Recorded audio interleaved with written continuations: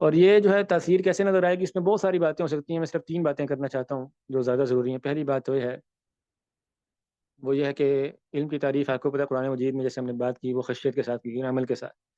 تو سب سے جو بڑا عمل ہے وہ ہے اللہ سے ڈر کا عمل، اور اس کا جو سب سے بڑا اظہار ہے وہ نماز ہے، ٹھیک ہے؟ جو خشیت ہے اس کا جو سب سے شاندار اظہار ہے وہ نماز میں ہوتا ہے۔ تو طالب علم کا اثر کیسے نظر آتا ہے، اس کی نماز سے پتہ چل جاتا ہے۔ بس یہ جملہ آپ لکھ لیں، اتنی بات کافی ہے، آپ اس کو سمجھ جائیں گے خود ہی انشاءاللہ۔ کیا کیسے پتہ چلے گا کہ آپ پڑھنا شروع ہو گئے، پڑھنے لگ گئے، طالب علم بن گئے؟ آپ کی نماز سے تو چل جائے گا پتہ انشاءاللہ۔ یہ سوال آپ نے خود کرتے رہنا اپنے سے، ٹھیک ہے؟ ہفتے بعد کریں، پھر مہینے بعد کریں، اور بلکہ روزانہ کریں۔ کیا سوال کریں کہ کیا میری نماز سے یہ پتہ چل رہا ہے کہ میں طالب علم ہوں؟ ٹھیک ہے؟ تو یہ بہت گہری بات ہے، اس پہ آپ غور کریں گے انشاءاللہ خود ہی، اور آپ کو اس کا جواب بھی معلوم ہوگا۔ پھر آپ کو یہ بات سمجھ آ جائے گی جو محدثین کہتے ہیں نا، کہ جب ہم اپنے بچوں کو کسی کے پاس داخل کروانے جاتے تھے، یعنی پڑھانے کے لیے جاتے تھے کسی محدث کے پاس، تو کانوا ینظرون الی صلاتہ، پہلے دیکھتے تھے استاد جی نماز کیسی پڑھتے ہیں۔ تو استاد جی کی نماز پسند آ جاتی تو اس کو بچے کو کہتے تھے ہاں بیٹا اس سے علم حاصل کرو، ورنہ واپس لے آتے تھے۔ تو یہ بات آپ کو کب سمجھ آئے گی؟ جب آپ روزانہ اپنے آپ سے سوال کریں گے کہ میں اگر پڑھنے لگ گیا ہوں تو میری نماز کیسی ہے، کیا میری نماز یہ بتا رہی ہے کہ میں پڑھ رہا ہوں؟ پہلی بات۔ دوسری بات کیا ہے کہ آپ کا معاملہ بالخصوص والدین کے ساتھ یہ بتائے گا کہ آپ علم حاصل کر رہے ہیں۔ یہ بات میں کیوں کہہ رہا ہوں کہ 15 سال سے لے کے نا 30 سال تک کم از کم، اور اکثر آپ میں سے جو طلبہ ہیں ان کی عمر یہی ہوگی، 15 سے 30 کے درمیان ہوگی، ٹھیک ہے؟ یہ وہ دورانیہ ہوتا ہے جب بچہ جو ہے وہ جوان ہو رہا ہوتا ہے اور والدین بوڑھے ہو رہے ہوتے ہیں، تو اس کو بہت ساری سمجھیں آ جاتی ہیں۔ تو اس کو اتنی سمجھ آ جاتی ہے کہ اس کو والدین سے بھی زیادہ سمجھ آ جاتی ہے بسا اوقات۔ تو اس دورانیے میں نا اپنے آپ کو بر الوالدین، والدین کا فرما بردار بنانا، یہ بڑا مشکل کام ہے، یہ بہت بڑی عبادت ہے، بڑی مشکل کام۔ اس لیے قرآن مجید نے کہا ہے نا اما یبلغن عندک الکبر احدہما، جب تم میں سے کوئی بندہ اپنے والدین کو پائے کبر کی حالت میں، حالانکہ والدین تو ہر حالت میں جو ہے ان کا ادب ہے نا، ان کا احترام ہے، ان کا جو حسن سلوک ہے۔ تو یہ کبر کی بات کیوں کی؟ کہ خاص طور پہ یہ جو دورانی ہے جب وہ بزرگ ہو رہے ہیں اور آپ جوان ہو رہے ہیں، یہ بڑا مشکل دورانیہ ہوتا ہے۔ اور اس دورانیے میں جس بندے کو، جس طالب علم کو اس کے علم نے یہ نہیں سکھایا کہ تو نے اپنے والدین کا خیال کیسے کرنا ہے، ان کی تعلیم کیسے کرنی ہے، ان کا احترام کیسے کرنا ہے، تو اس کو اس کے علم نے کوئی فائدہ نہیں دیا۔ یہ بات میں کیوں کہہ رہا ہوں کہ بعض دفعہ ایسا ہوا ہے، اور یہ میرا ذاتی تجربہ ہے، کہ بعض بھائیوں کے بارے میں ان کے گھر والوں نے شکایت کی ہے، بہت خطرناک بات ہے، یہ ہماری بات نہیں مانتا۔ اللہ کے بندے، اگر آپ نے اپنے والد کی بات نہیں ماننی تو آپ کتاب بند کریں اور آپ کوئی اور کام ڈھونڈیں۔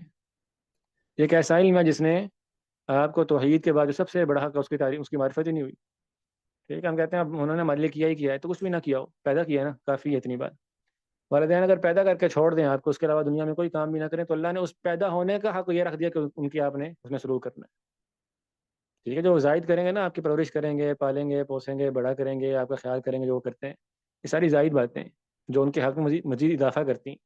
جو اللہ نے ہم پر حق لازم کیا نا بر الوالدین کا، ان سے حسن سلوک کا، یہ صرف اور صرف پیدا ہو جانے کی وجہ سے، سمجھ نا اس بات کو؟ یہ میں کیوں کہہ رہا ہوں؟ یہ آپ میں سے بہت سارے بھائی جب اپنے حالات پر جائزہ لیں گے نا، اپنے گھروں کے حالات کا اور اپنے رویے کا، تو وہ سمجھ جائیں گے میں کیوں کہہ رہا ہوں۔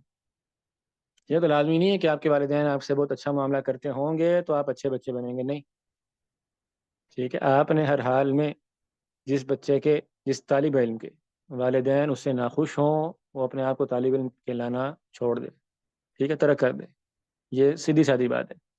تو اپنے گھر والوں سے پوچھیں کہ کیا آپ کو لگ رہا ہے میں طالب علم ہوں؟